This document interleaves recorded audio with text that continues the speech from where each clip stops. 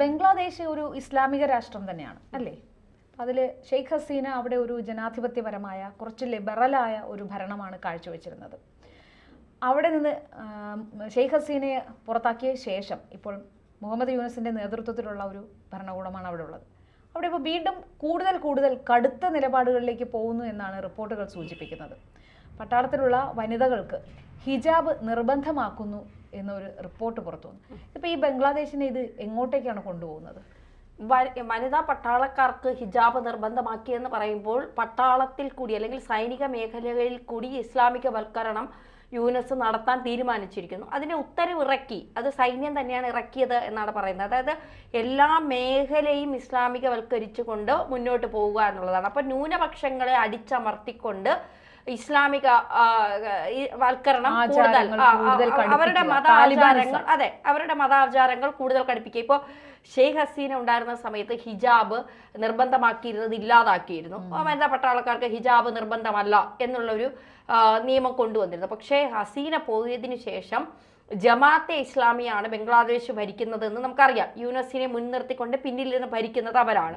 അപ്പോൾ അവരുടെ മത ആചാരങ്ങൾ അവിടെ ബംഗ്ലാദേശിൽ അടിച്ചമർത്താനായി അല്ലെങ്കിൽ അവിടെ തുടങ്ങി വെക്കാനായി അവർ തീരുമാനമെടുത്തിരിക്കുന്നു എന്ന് തന്നെയാണ് നമുക്ക് ഈ ഒരു പ്രസ്താവന അല്ലെങ്കിൽ ഇത്തരത്തിലൊരു ഉത്തരവിറങ്ങിയതിൽ നിന്ന് നമുക്ക് മനസ്സിലാക്കാൻ സാധിക്കുന്നത്. എന്തായാലും ഷെയ്ഖ് ഹസീന ഇനി തിരിച്ച് ബംഗ്ലാദേശിന്റെ പ്രധാനമന്ത്രിയാകും എന്നൊന്നും ഞാൻ വിശ്വസിക്കുന്നില്ല. ഇനി ഒരു തിരഞ്ഞെടുപ്പ് വരുമ്പോൾ ഇപ്പോൾ പിന്നിലിരുന്ന് ഈ കാര്യങ്ങളൊക്കെ നടത്തുന്ന ന്യൂനപക്ഷങ്ങൾ അവിടെ കുറവാണ്. ഈ പ്രശ്നങ്ങൾ, ഈ കലാപമൊക്കെ വന്നപ്പോൾ നമ്മൾ കണ്ടതാണ്.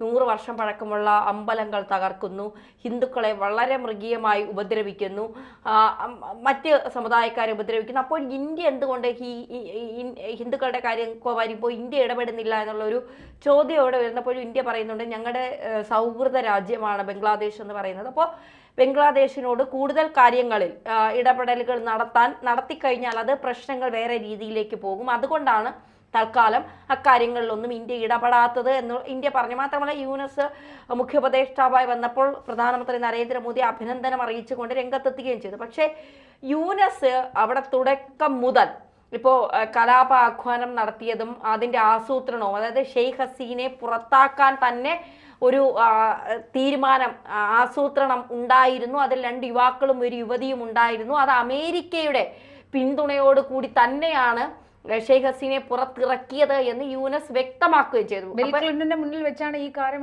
പറഞ്ഞത്.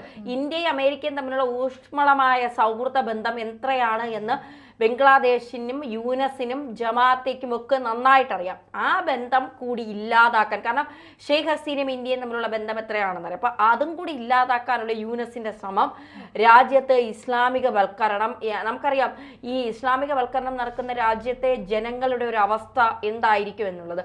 അവിടെ ഇപ്പോൾ വേറൊരു കാര്യം ശ്രദ്ധേയമാകുന്നത്, ഈ മതമൗലികവാദികൾക്ക് വേണ്ടി ബംഗ്ലാദേശിൽ ഇത്തരം കാര്യങ്ങൾ നടപ്പിലാക്കുന്നത് ഒരു സമാധാനത്തിനുള്ള നൊബേൽ സമ്മാന ജേതാവാണ് എന്നുള്ളത് ലോകരാജ്യങ്ങളെല്ലാം തന്നെ ശ്രദ്ധിക്കേണ്ട ഒരു കാര്യമാണ്. അതെ, ലോകരാജ്യങ്ങളിൽ ഈ സമാധാനത്തിന്റെ നൊബേൽ സമ്മാനത്തിന് അദ്ദേഹം അർഹനായിരുന്നു എന്ന കാര്യം കൂടി നമ്മൾ ആലോചിക്കേണ്ടത്. തീർച്ചയായിട്ടും നൊബേൽ സമ്മാനത്തിന്റെ വാല്യൂ ആണ് അവിടെ ഇടിയുന്നത്. തീർച്ചയായിട്ടും നൊബേൽ സമ്മാനം, സമാധാനത്തിന് നൊബേൽ സമ്മാനം വാങ്ങിയ ഒരാളാണ് ഒരു രാജ്യത്ത് എല്ലാ ജനങ്ങളെയും പിന്നോട്ടടിക്കുന്ന, രാജ്യത്തെ എല്ലാ ജനങ്ങളെയും ഒരുമിച്ച് കൊണ്ടുപോകുന്നതാണ് ഒരു ഭരണാധികാരി എന്ന് പറയുന്നത്. കുറ്റവും കുറവും ഒക്കെ ഉണ്ടെങ്കിലും ഒരു രാജ്യത്തെ ജനാധിപത്യപരമായി മുന്നോട്ട് കൊണ്ടുപോകേണ്ട ഒരു കടമ ആ രാജ്യത്തെ ഭരണാധികാരിക്കുണ്ട്. ഇപ്പൊ ഇടക്കാല സർക്കാരായി വന്ന യൂനസിനാണെങ്കിലും അത്തരത്തിൽ ഒരു ഭരണാധികാരിയായി നിൽക്കുന്ന യൂനസിന് ആ രാജ്യത്തെ അങ്ങനെ കൊണ്ടുപോകാനുള്ള ഇതുണ്ട്. പക്ഷേ യൂനസ് അല്ല അവിടെ തീരുമാനങ്ങൾ എടുക്കുന്നത് എന്നുള്ളതാണ് നമ്മൾ ആദ്യം മനസ്സിലാക്കേണ്ടത്. യൂനസിന് തിരുത്തണം എന്നൊരു ആഗ്രഹം ഉണ്ടെങ്കിൽ പോലും അദ്ദേഹത്തിന് ചെയ്യാനാവില്ല. അദ്ദേഹത്തിന് ഭയമാണ്. കാരണം പാകിസ്ഥാന്റെ ഒരു ഇടപെടൽ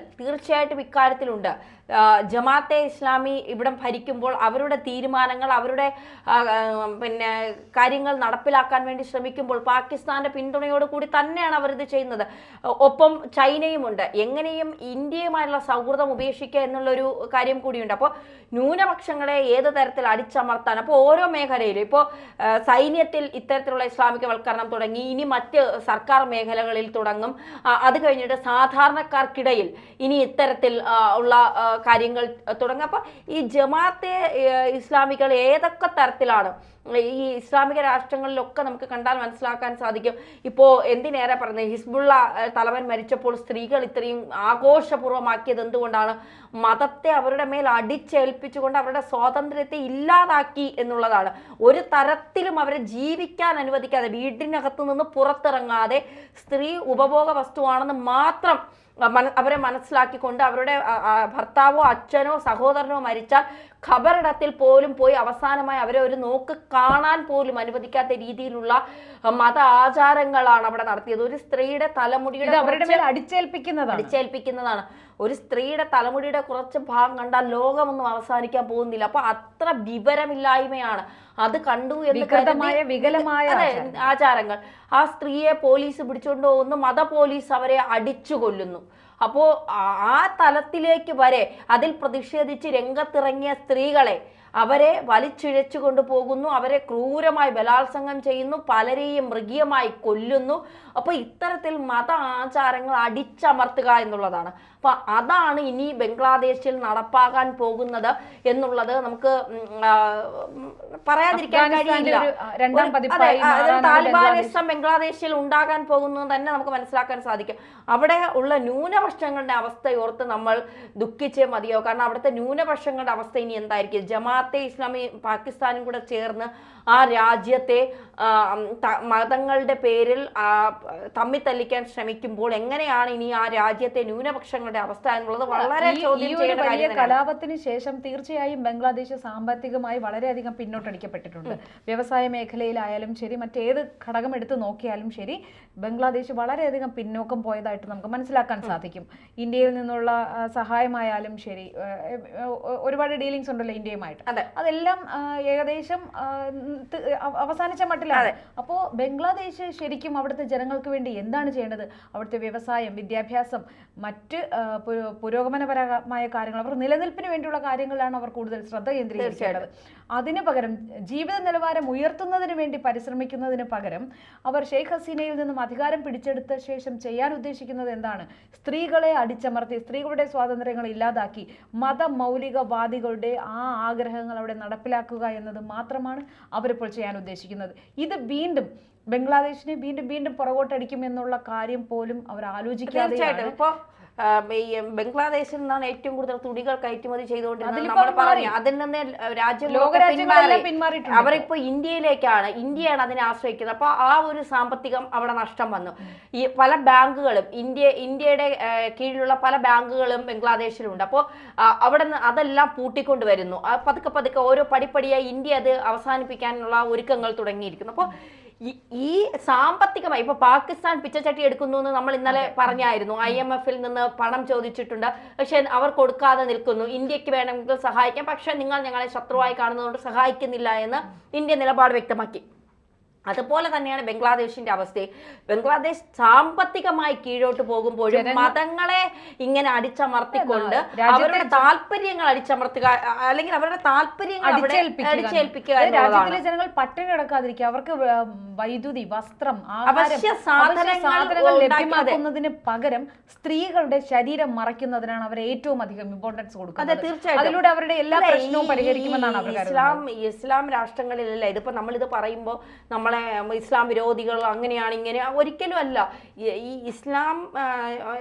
ഇസ്ലാമിൽ നല്ല ആളുകളുണ്ട്. അതായത് മതത്തെ മുറുകെ പിടിക്കാതെ ജനങ്ങളാണ്, അല്ലെങ്കിൽ ഇപ്പോൾ നമ്മൾ കണ്ടിട്ടുണ്ട് പല സ്ത്രീകളെയും അവരുടെ ആചാരങ്ങളാണ്, കണ്ണുപോലും മാത്രമേ പുറത്ത് കാണിക്കൂ, ബാക്കിയെല്ലാം മറച്ചിട്ടിട്ട് അവർ നടക്കുന്നത്. അതൊക്കെ അവിടെ ആചാരങ്ങൾ, അതിലൊന്നും നമ്മൾ കൈകടത്തുന്നില്ല. പക്ഷേ എങ്കിൽ പോലും ഈ ഇസ്ലാമിക രാജ്യങ്ങളിൽ സ്ത്രീകൾക്ക് ഒരു വിലയുമില്ല എന്നുള്ളതാണ്.